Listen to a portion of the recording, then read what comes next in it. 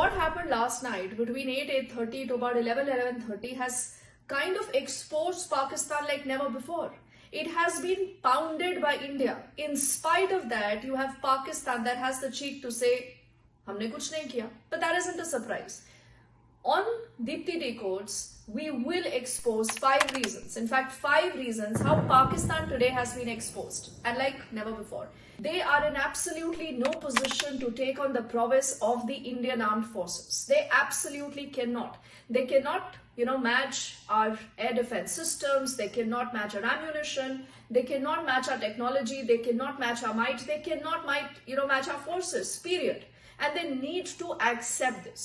It is a small country, again, if they want to call themselves a democracy, whatever, but the point is it is run by the deep state, and that has been exposed yet again.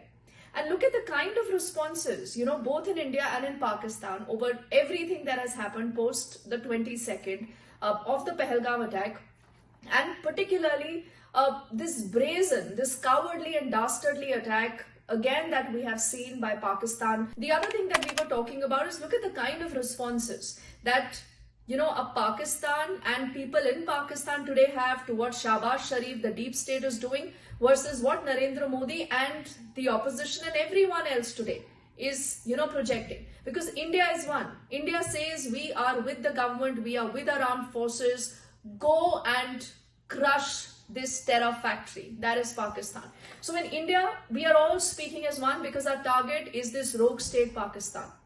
But in Pakistan, Shahbaz Sharif, who whatever he thinks that he is today being trolled by his very own people.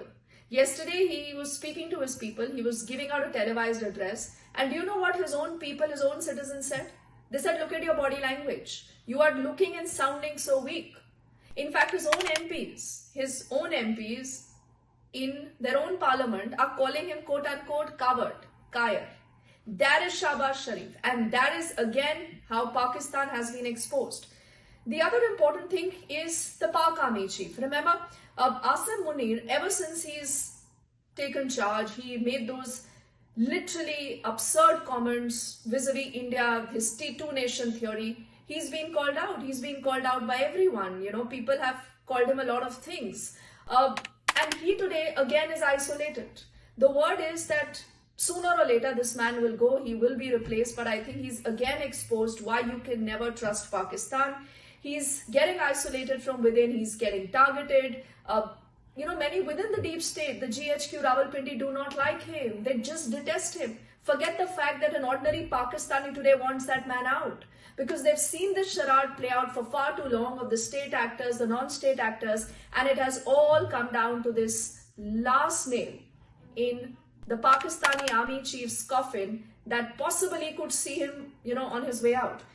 Then there is this IMF meeting. Remember, even as we speak, there are details coming in that Pakistan obviously today is looking at an economy in doldrums. They don't have the money. You remember those episodes where the atta, that is the flour, was already touching so much, astronomical amounts that people can't afford it. So they say कि आप इसके बारे में सोचिए, पैसा लाइए, ये क्या लड़ाई लड़ रहे हैं आप हिंदुस्तान से? That is what people used to say, and I'm sure you all remember this. So it wants a bailout from IMF, but this has a point where India again and again has made the case that how can you give money to Pakistan, because Pakistan is using that money to funnel and use that for terror. So I think that again is a reason why Pakistan today is exposed. Balochistan. Now, if you look at the activities that happened in Balochistan over the last many weeks, this will give you a clear indicator of why there is total chaos in Pakistan.